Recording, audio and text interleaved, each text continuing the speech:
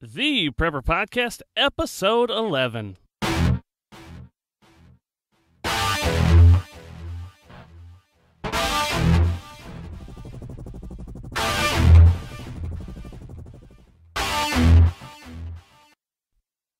They've got to know whether or not their president's a crook. The American people would never vote for socialism. He said, under the name of liberalism, the American people will adopt every fragment of the socialist program.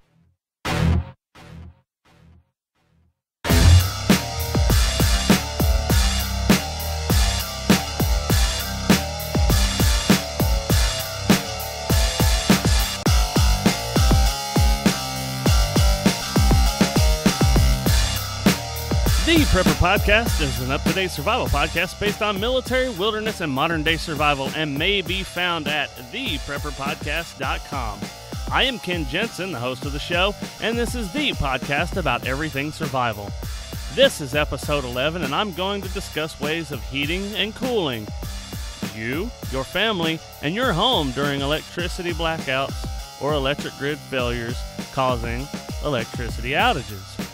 The show notes for this show may be found at theprepperpodcast.com/011 for episode 11. For some quick housekeeping, guys, I want to remind you to go to iTunes and give me a good rating and make it where everybody can find my podcast. Do the same at Stitcher Radio. You can go to iTunes, my iTunes page at theprepperpodcast.com/iTunes. Or you can go to my Stitcher Radio channel at theprepperpodcast.com/Stitcher. You can also call in to the feedback line, and that is at 978-KNOWS-IT. That is 978-566-9748. Like I said, today I am discussing ways of heating and cooling you, your family, and your home during blackouts or failures. We just had an ice storm here, and everybody was running around like, well, they were ridiculous. All these people running around. Gotta get the bread and milk. Gotta get the bread and milk. Everybody's just freaking out, going to the grocery store, grabbing things, and we got, like, I don't know, 1/4 inch of ice. We really didn't get much of anything. It looks like just about everybody kept their power and everything else. I mean, the roads were in a bad condition, and there were some accidents because of that, but there really wasn't a whole lot to show for Ice NATO 2013.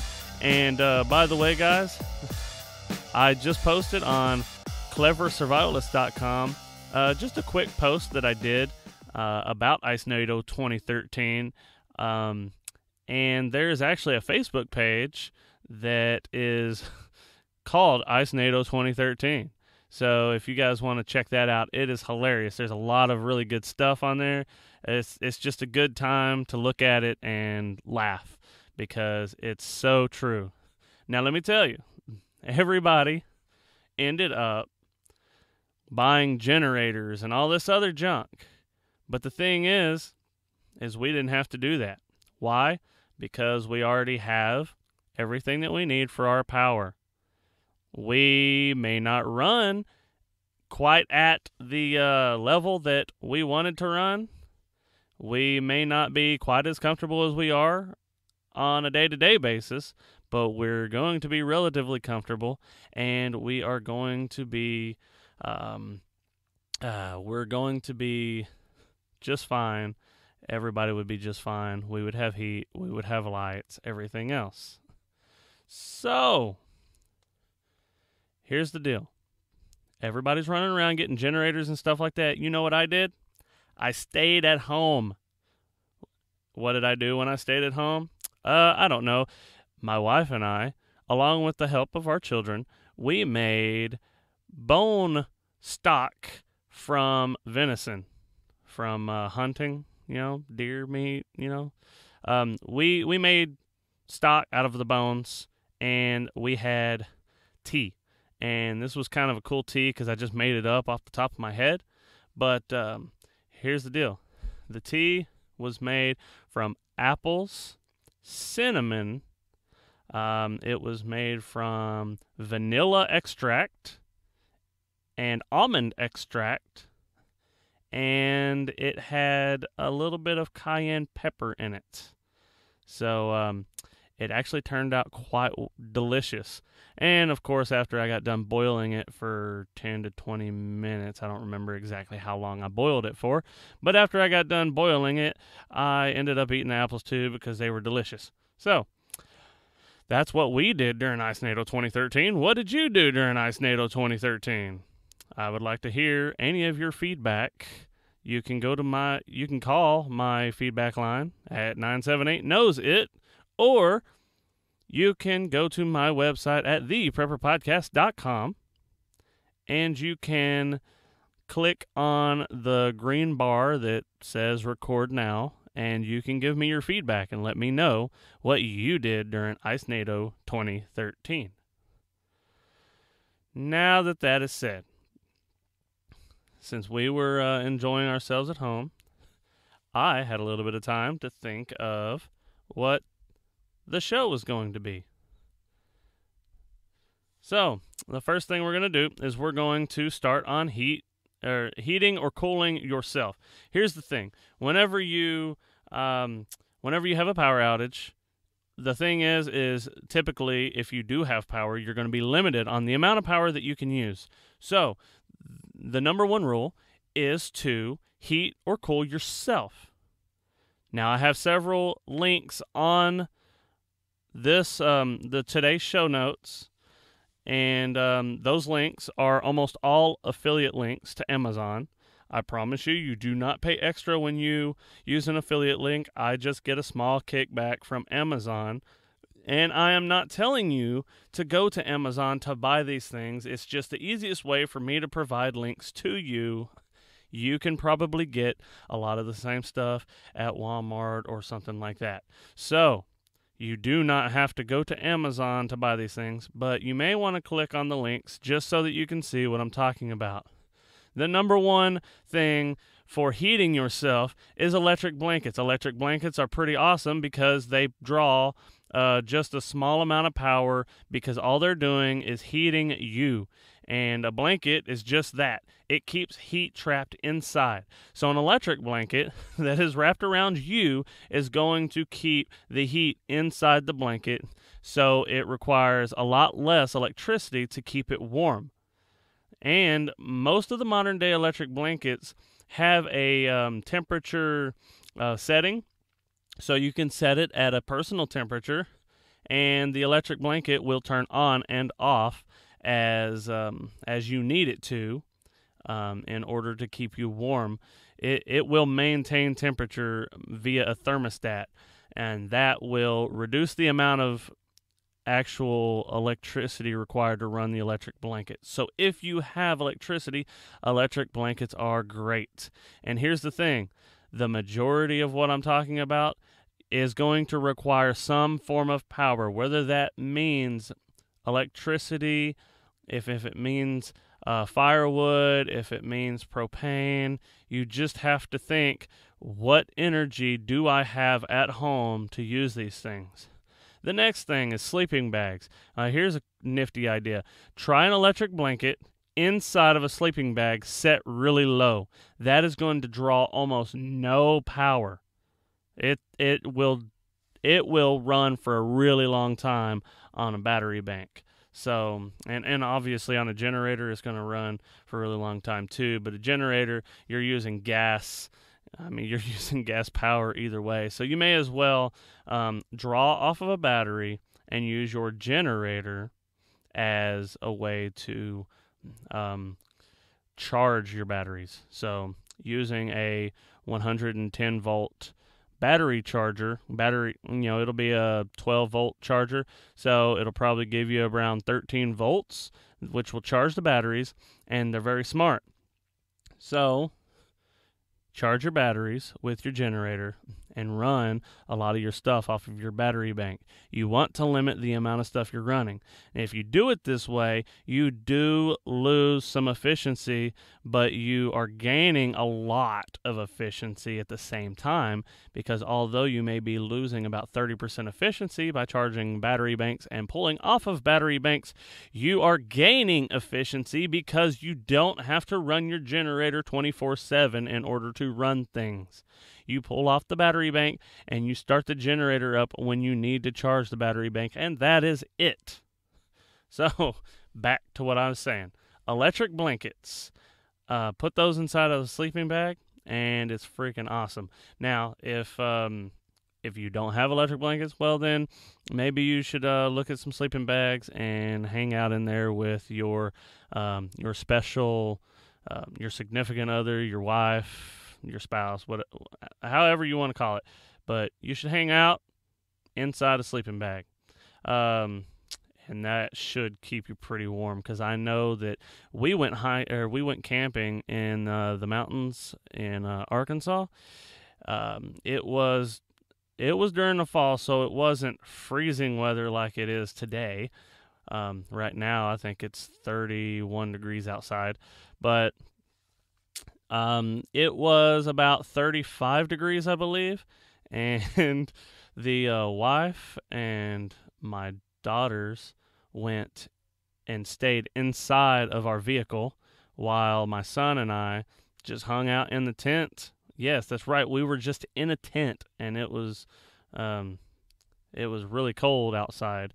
But all we did was we just kind of laid in a sleeping bag together, and we kept each other warm. So it was fine.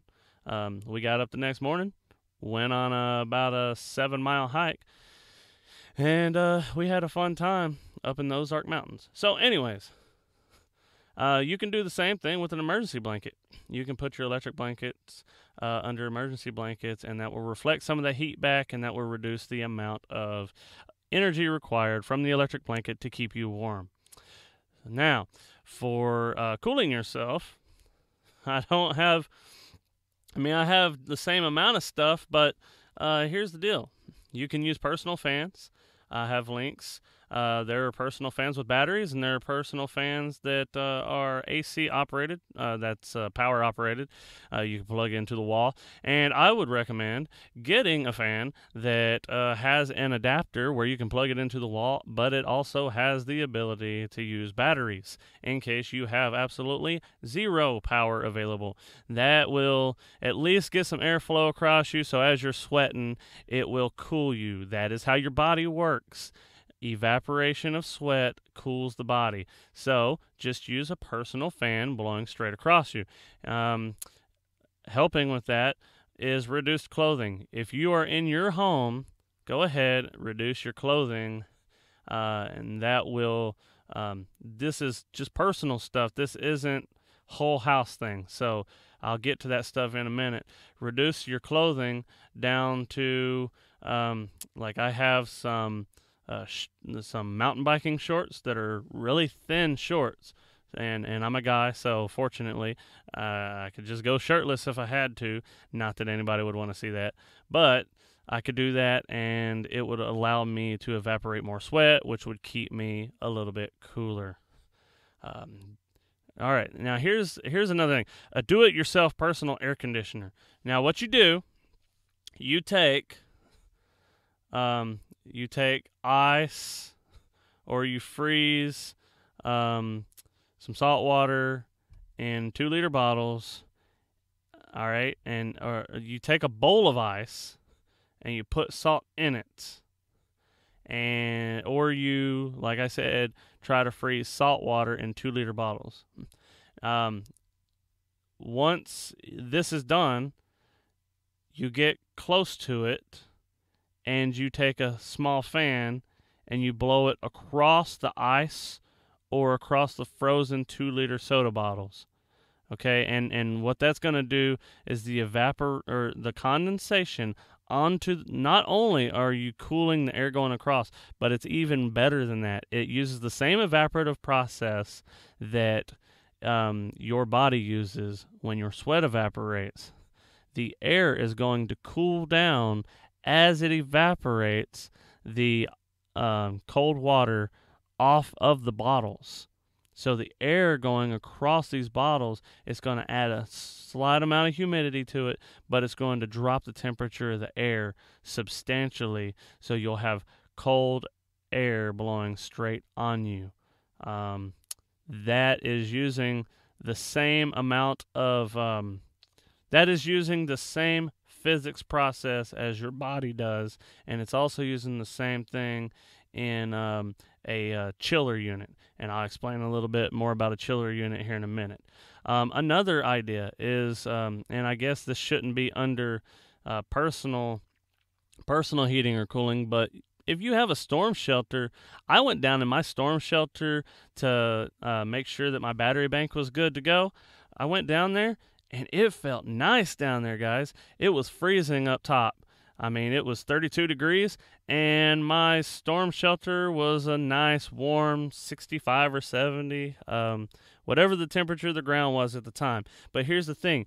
The ground temperature doesn't really change all that much. Only like the top foot of ground, if that, is going to get the temperature of the air above it. So if you have a storm shelter or something, the temperature in that shelter is going to be relatively constant, whether it's summer or winter. So if you have an issue with the power going out and you don't know what to do, I'm telling you right now that staying in your storm shelter is going to be a really great way to keep you and your family cool or warm, depending on the time of year. But it will always be a nice 65, 67 degrees. All right, so let's get into heating or cooling the space. Because it is wintertime and we just went through IceNATO 2013, I'm going to talk about heating your space first. All right, my first suggestion for heating your space is a 1-gallon propane heater. All right, there's one called the Mr. Heater Buddy, and there's the Mr. And those are really good ones. They have, if you knock them over, it's a propane heater, but it is high efficiency burning, and it is acceptable for indoor use. So if you use this, it's got knockover switches, so if you knock it over, it's not going to catch everything on fire. And I believe, don't quote me on this, but I believe that this one, like a lot of the new ones, has where it monitors the oxygen levels in the space.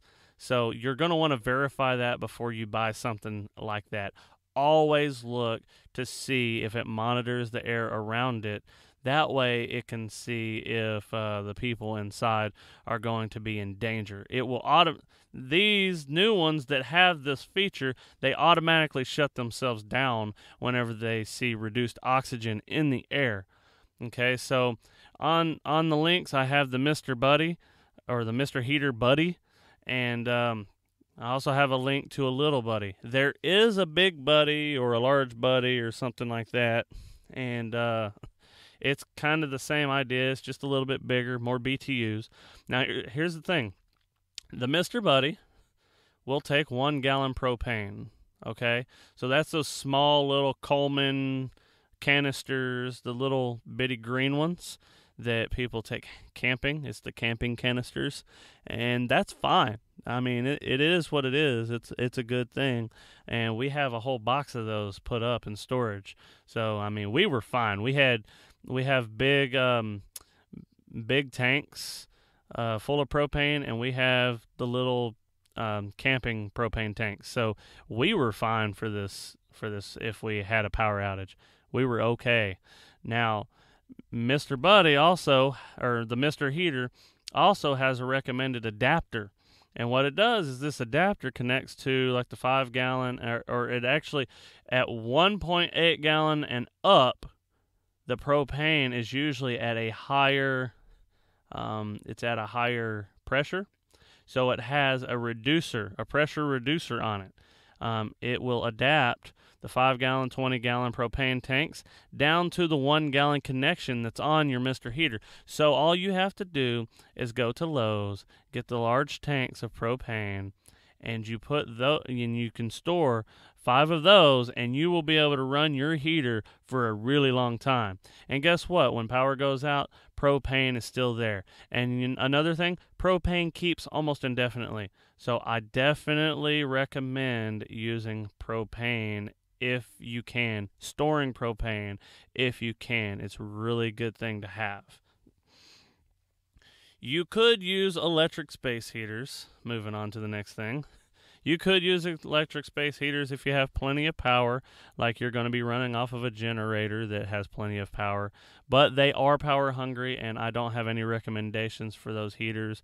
I mean, anything from Walmart that has a knockover switch is probably going to be fine.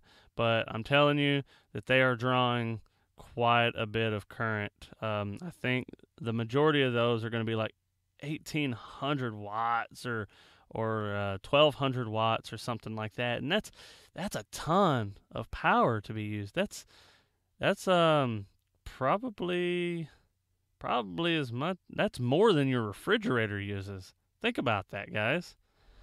So why use that if you unless you have to? It's not very efficient, and it uses a lot of power. Because all you're doing is you're heating up a big resistor, and it's letting off heat. And it is a very inefficient way of using power.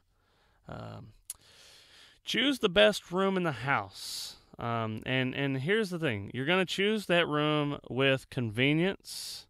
So somewhere where everybody's going to want to stay. Somewhere everybody doesn't mind hanging out.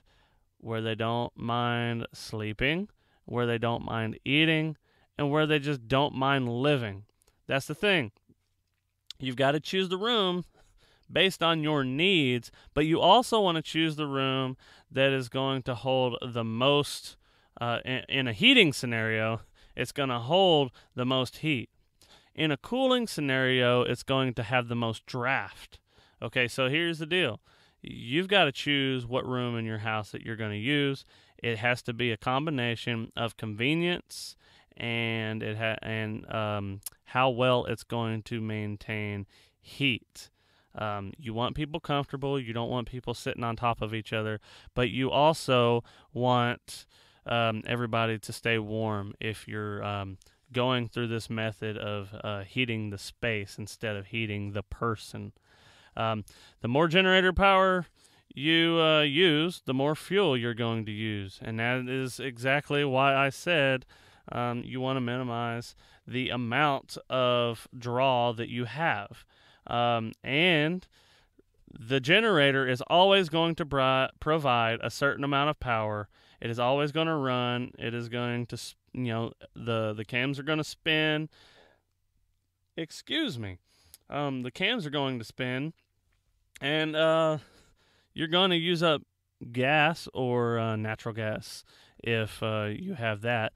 You're going to use that stuff up whether you're drawing from it or not, which is why I recommend attaching it to a battery bank and pulling a lot of your loads off the battery bank unless you have loads that are necessary on the generator. That way you can turn the generator on and off as you need.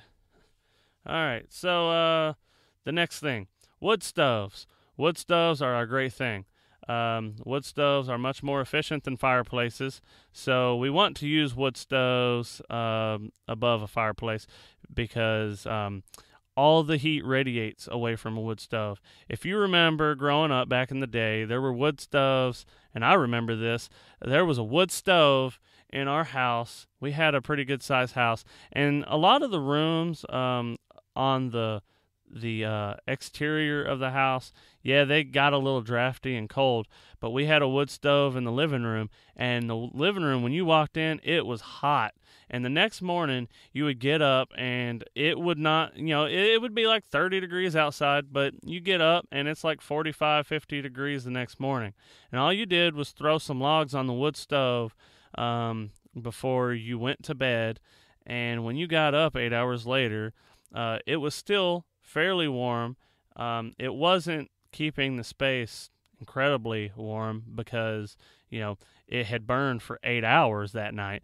But you would throw a log on the fire. Once you got up, you would fight over who had to get up to throw the log into the wood stove, but it would still be burning a little bit.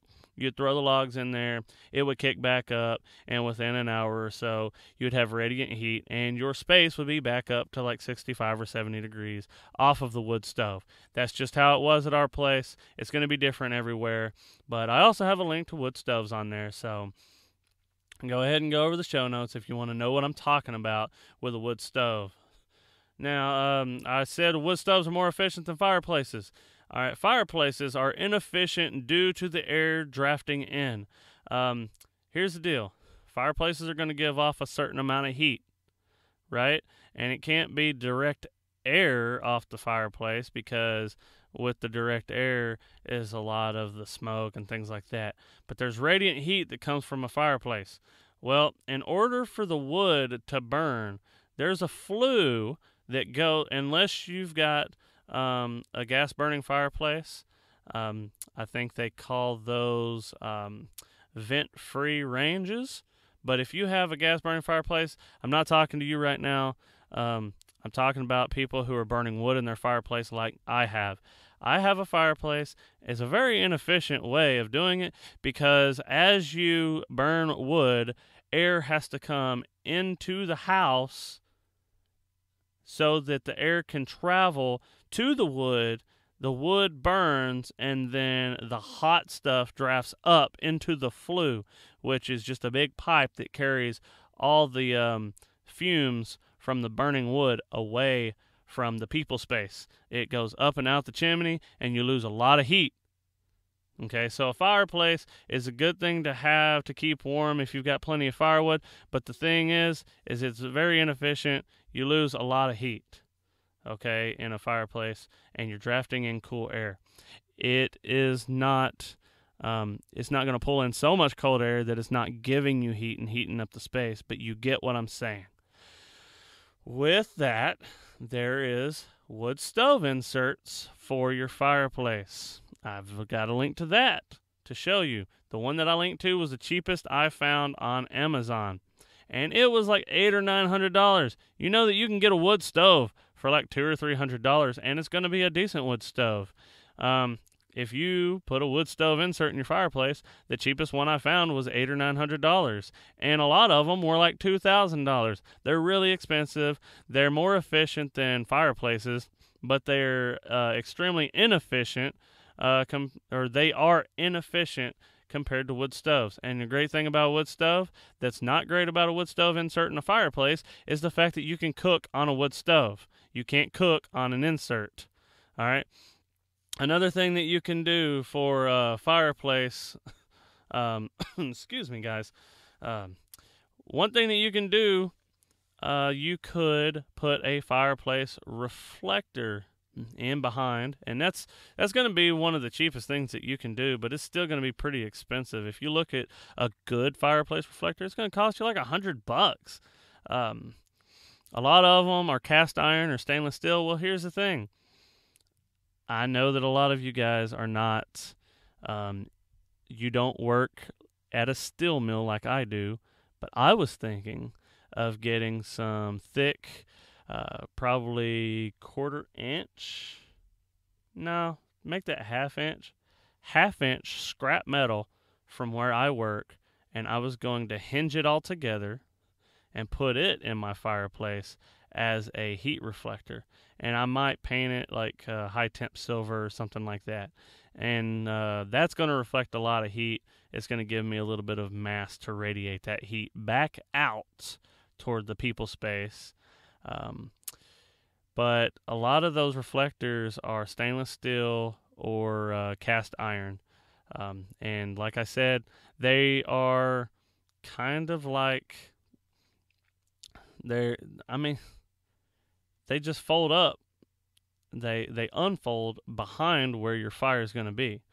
So I would recommend finding scrap metal, thick scrap metal, and just, cutting and welding and building one yourself. That's just my take on it. I would not spend that much money on just a hunk of metal that you're going to sit behind your fireplace. Now, there are some that are probably better quality than what I can build, but not for the price that I can build it. There are forced air solar heating boxes that you can put in your window. And here's the thing, is you are going to build these heating boxes. If you go, I believe, to... hold on one second, guys, and I will tell you what that website is. I'm just going to pause it real quick. I will be right back with where you can go. Okay, everybody, I am back. All right, I found a link on YouTube for a guy who has built a solar heating box on the side of his house. His username on YouTube is Good Chili. All right, I'm not going to tell you all about this, and I just skimmed through it to make sure it was a decent looking video, and it is. So that's one way of doing it. The other thing I'll give you a link to is there's a man named Stephen Harris. I've spoken to him before, and he has a book called Sunshine to Dollars. All right, Sunshine to Dollars. And I'll post a link on that as well. Sunshine to Dollars is an introductory book on using solar energy for all kinds of different things. It's a really cool book. It will give you at least enough information for what I am talking about for creating the solar box. It's a do-it-yourself thing. You're going to make these solar heating boxes. You're going to put them in your windows, and what they're going to do is you're going to use a small fan, and you're going to force air through these solar heating boxes, and it's going to vent warm air back out at you. So it's a really cool little thing, and I think, don't quote me on this, but I think these things cost probably about $100, maybe even less, maybe $50 to build. They're pretty easy to build if you are building the ones in Sunshine to Dollars, not the ones on the YouTube video. I cannot tell you how much those cost, how much that one costs, because I didn't watch it all the way through. I was just looking for information that I could give you guys. I left this one as the last, but it does not mean that it is the least. My number one suggestion for emergency heating, and for normal heating for that matter, is a rocket mass heater. All right, a rocket mass heater, you essentially are taking a rocket mass stove and you are putting it on its side. All right, I'm going to explain kind of the details of how a rocket mass heater works, so you guys bear with me, and hopefully it doesn't get too boring, the fact that I'm going over how a rocket mass heater works, because it has a little bit of physics in there. All right, so here's the deal. You have a small amount of wood that you stick in a chamber. You're looking down at the chamber. You push the wood into the chamber. The chamber, believe it or not, the fire will burn sideways in this chamber. And the reason for that is because there is a flue, just like in your fireplace. Think about it that way. There's a flue. The flue goes to the side just a little bit. And then from there, it angles up. It goes 90 degrees up. All right, and as the flue goes up, it widens. It gets bigger. So what that does is it will create, as the air expands and there's flow, it will create an area of low pressure, and there's hot air rising, right? That is the idea. Hot air rises, and as the hot air rises, it cools, and there is a chamber for the cool air to lower. Okay, so you've got this, essentially this big drum that is your flue. Hot air rises. As the hot air rises, you get immediate heating from this drum. As the air cools, it's going to go down another chamber and then out. Okay, so you're going to get a real efficient burn, a really, really hot burn. And the air is going to flow through this thing so fast that the fire actually burns sideways, and it almost looks like a jet type fire. I mean, it flows sideways. It's a forced burning of this wood, and it's real hot and real efficient. So this drum, obviously, you'd want to keep your kids away. You don't want to touch this drum because it's going to get really hot. But here's the thing, that's just your immediate stuff. That air, as it cools, that's going down into the second chamber, I didn't tell you that air is still really hot. Okay, that's still a really hot air, and it is still usable. Just because it's cooler than the air that's coming up into the flue chamber doesn't mean that it's not still hot. It's just cooler. That's a relative term. So the cool air is going to go down into this chamber and it's going to go out, right? Well, on its way out, it's going to go through this really long set of, like, let's just say air conditioning ducts, the metal air conditioning ducts or whatever. And on the outside of that air conditioning duct, you're going to have some kind of a mass. That's why it's called a rocket mass heater. All right. This mass could be made from gravel. It could be made from let me think. They usually use like adobe type compounds, like a mud, and they create this big block. It's pretty much like cement, right, around this pipe. So as the air is moving out, the rest of the heat is transferred into this big mass. All right, and this big mass is the key. All right, you get your immediate heat from the drum, but the big mass is going to give you a long-term thing. You can burn. Now, here's the thing. You threw a couple logs of firewood into your fireplace the next morning. It was bearable, but nobody wanted to get up because it was so cool in the space. Well, if you have a rocket mass heater, you're going to throw one log in that sucker, and the next morning you're going to get up, and it's still going to be like 65 degrees in that space.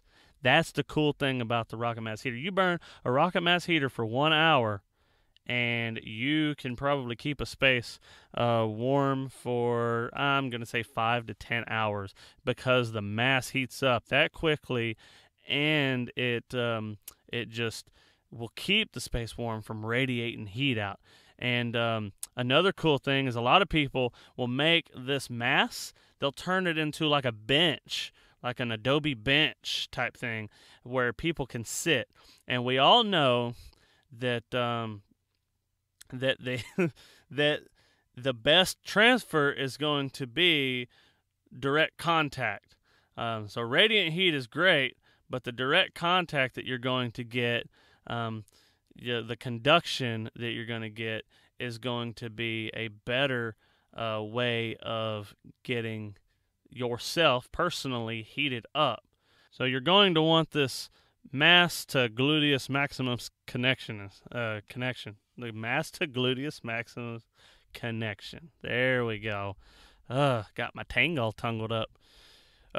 So rocket mass heater, that is my number one suggestion, but that is something that you need to do proactively. That's not something that you do reactively. So what you're going to want to do is start working on that before the problem hits. Now, for cooling, we're done with the heating portion of it. Now let's move on to cooling. Cooling is a little bit more difficult. Cooling a space, even cooling yourself is a little more difficult. So some of these are going to draw power. And then there's only so much you can do. There's only so much clothing you can take off before you get arrested. And in your home, there's only so much you can take off before your family gets a little uncomfortable with you. So, guys, keep your underwear on, okay? So with the cooling, the first thing I'm going to say is you got window unit air conditioners. You're going to want a 110 volt air conditioner because that will work with the majority of generators. You can use a 220 in a generator, but you're going to need to make sure that you get a generator that has I'm back in industrial stuff. You are going to want you can use a 240, but you're going to have to connect it to a generator that has a 240 connection. There's a difference in electricity between industrial and home, so sorry if I confuse you. When I say 110, I mean 120. When I say 220, I mean 240. It's just a difference in the transformers before it gets to your house. So, like I was saying, use a 120, use a 240 if you have to, but make sure that you have a generator that can use that 240. Okay? Window units will draw quite a bit of power, but they will draw a lot less power than your 5-ton air conditioner. So keep that in mind, okay? That's all I got for window units. I'm not giving any suggestions on window units. You guys can go buy a $100 window unit, $150, $200 window unit at Walmart, whatever. But for that, you are going to want to have only one dedicated space that you're cooling, correct? With a window unit, you don't cool the entire house. You're going to cool that room. So what you're going to want to do is minimize the amount of loss that you're going to have in your house, in your home. All right? As you cool the space that you're staying in through doors and cracks and things like that, you're going to lose some of that coolness. You're not actually losing coolness because being cold is a lack of heat. You're actually going to gain the heat from the other rooms. All right. So in order to reduce the amount of heat that you gain in your space, one thing that you can do is cool the other rooms. But I'm not telling you to force cool the other rooms. I'm telling you to use cross ventilation in those rooms. Open up the windows.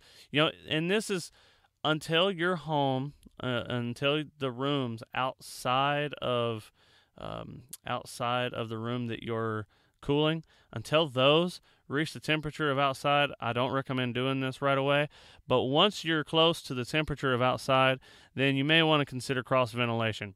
You're just going to open up all the windows, and you may consider using a fan or two just to blow air through those peripheral rooms. That way, you keep those rooms a little cooler, and that way you're going to gain less heat in the space that you're actually cooling.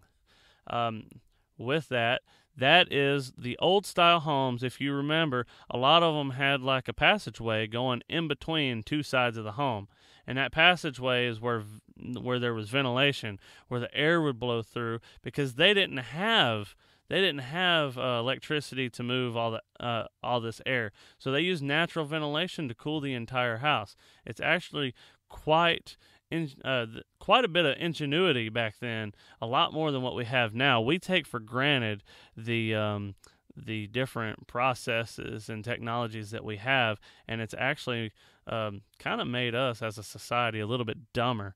So we need to bring back some of the things that they learned way back when. Not even way back when, a couple hundred years ago. So, I lost my train of thought. Okay, so cross ventilation. So we think of cross ventilation. Well, here's another thing: is cross ventilation in your attic. Your attic gets hot, so you're going to want cross ventilation in your attic, and you're just going to use like the little attic fans. That's fine. That can also keep it from heating up the space that you're cooling. Okay. Water chiller units. These are called, and I mentioned this earlier, remember, me talking about evaporation, and it acts like your body, and it also acts like it's using the same physics is being used by a thing called a water chiller unit. A water chiller unit, on Amazon, they call it an evaporative cooler. Now, what it does, it's going to pump water. There's a little bitty pump on it, so it does draw some amount of power. You're going to have a reservoir, a tank full of water, and you're going to take this pump and you're going to pump it to the top into a manifold, or kind of like a pipe up top, and that's going to drain down fins. All right, the fins are not going to be, it's not going inside the fins like in an air conditioner, okay? The water is going on the fins. All right, think about that. It's going on the fins. So if you touch these fins, your hand will get wet because the water is dripping down the fins, and you're pumping the water in a continuous loop. And then it drains back into the bottom, back into the reservoir where the pump can pump it back up again. As it evaporates, you will have to add more water back to it. So this, using the evaporative process, a lot of times will get you 10 to 20 degrees cooler air, but it will add some humidity to the air. That is another way of force cooling. There is going to be a blower or a fan that's going to blow the air across those fins, but these evaporative coolers use less energy than a lot of other methods of cooling you. So because it's a little more efficient way of cooling, it will take less power, but it will not cool you quite to the point that an air conditioner will. All right. So next, if you are not using a method to force cool your home and you're just trying to get a little more airflow through the room that you're staying in, one way that you can get airflow is to open your chimney flue. And what that chimney flue, it will draw the hot air up and out the chimney. So just open up your fireplace and your flue, and it will draw the hot air into the chimney or into the fireplace and up the flue, out the chimney. And when you do that, you force air to move into the home. This will be a very small draft, and it's not going to do a lot for you, but it will reduce the heat in your home. All right, so that is pretty much all the reactive stuff that I have for heating and cooling. Now I'm going to move real quick. I'm sorry for how long this is going, but now I'm going to move real quick into what some great preventative measures are that you can take on your home for efficiency, and it's going to help you with the heating or cooling. All right, so for home efficiency, first thing I would say is get a consultant to take a look and have him give you suggestions. I'm not talking about getting a specialized installation company. I'm not talking about getting someone who specializes in windows or anything. I'm not talking about somebody who specializes in putting insulation in your house. I'm talking about someone who is just there, who is a efficiency specialist, efficiency consultant, and that's all they do, and they will give you all the things and the best things to do to get the efficiency of your home up. All right, so get a consultant to take a look and for him to give you some suggestions on what you can do. You can seal up the cracks around your windows, your doors, the cracks around the door to your attic, to your basement and stuff like that. Fireplaces are huge leaks. Like I've already told you once, you can open up your fireplace and it will draw air through. Well, this works even when your flue is closed. You're getting this leak. So there's a thing called a fire pillow or a fireplace pillow. That is a really good thing to get, and it will pay for itself eventually. But you could probably make something similar to it. Just go over to theprepperpodcast.com/011 and look at the fireplace pillow. I got a link to the fireplace pillow, and then come up with a way of putting something insulative right there instead of buying one of these fire pillows. Because I don't think that that prepping and being smart has to cost a ton of money. I don't think you need to buy everything that's out there that will help you. You can make a lot of it and save a lot of dough. And guess what? Saving money, I haven't really gone over that yet, but saving money is also a principle of prepping. It is a financial thing. All right. You can insulate the roof pitch of your attic.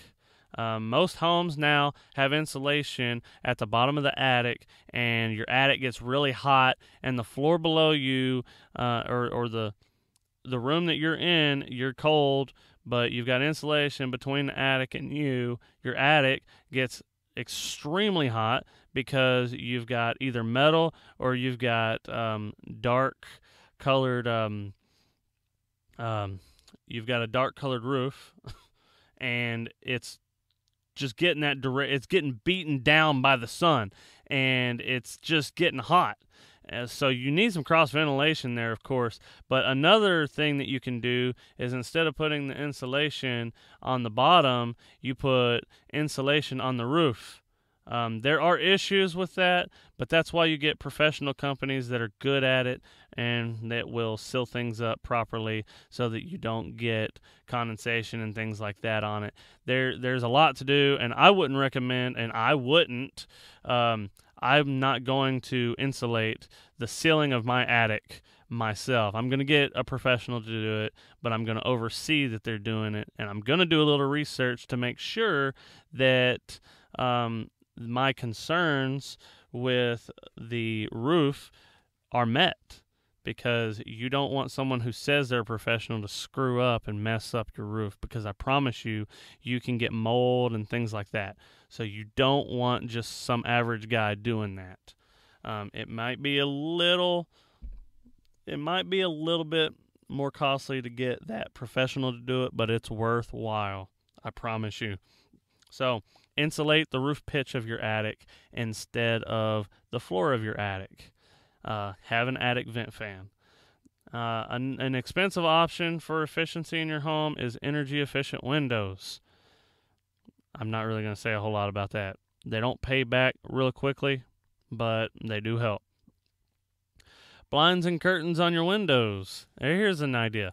If you get a cheap set of blinds, and on one side you paint those blinds black, and on the other side you paint the blinds silver, during the summertime, you move your blinds where the silver side is facing outside and the black side is facing inside. You will reflect all that radiant heat, and it will cool your house, or it will keep your house a little cooler. Instead of that heat coming in and hitting your curtains or hitting your floor, you are reflecting it away. The other side that is black, you're going to use it during the day during the wintertime. So keep the black side facing out during the wintertime, and what will happen is it will draw air in underneath the vent, or underneath them. I would recommend that the side that's painted black is going to be the side that will allow the outside portion of your shade to point up. It's really hard for me to explain this, and I'm sorry. I'm sure you can find it online somewhere.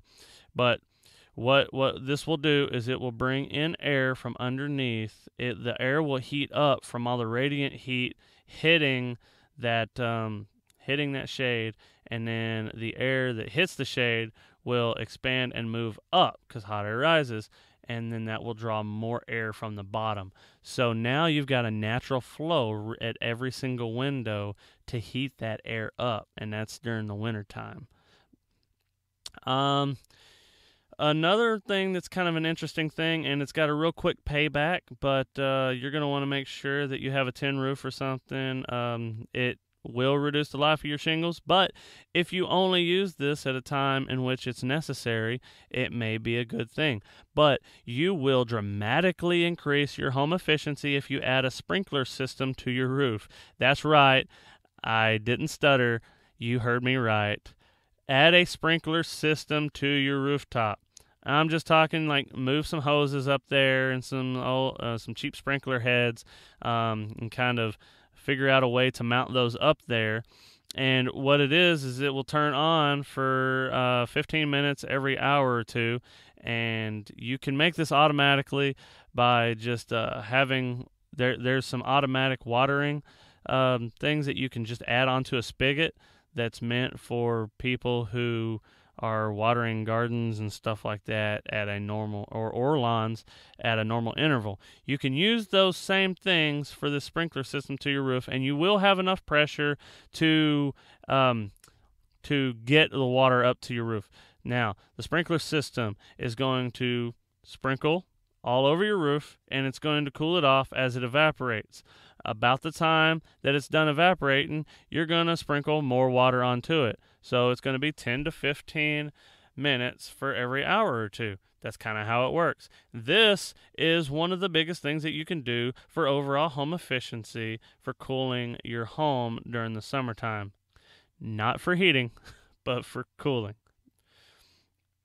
If you keep a large room, if you keep, excuse me, hold on one second, guys. I'm extremely sorry. I keep getting, my children keep asking me things.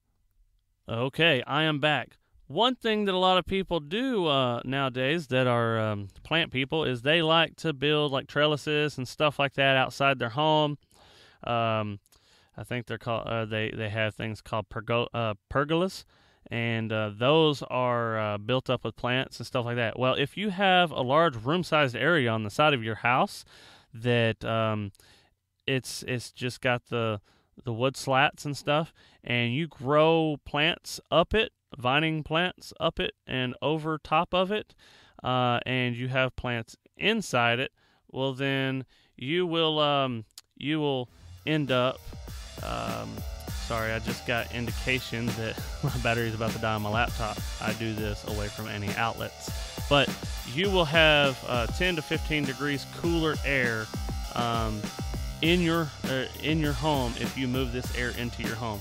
The problem with that is it's going to add a little bit of humidity.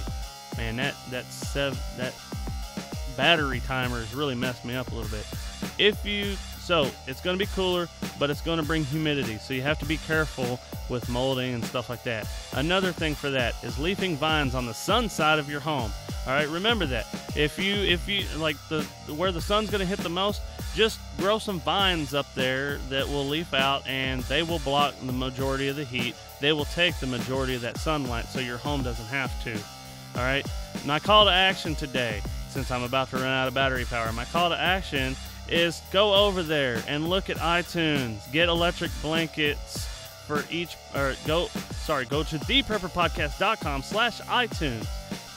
Get each person in your home electric blankets, and there is a lot of suggestions that I did today that you can do if you desire. Please call in to my feedback line so that I can get some people on my podcast asking questions, because I really want to answer your questions. I will make this podcast a lot better if you guys ask questions. That is all today. I hope you guys enjoyed this, and I hope you guys can keep warm during Ice NATO 2013. Goodbye.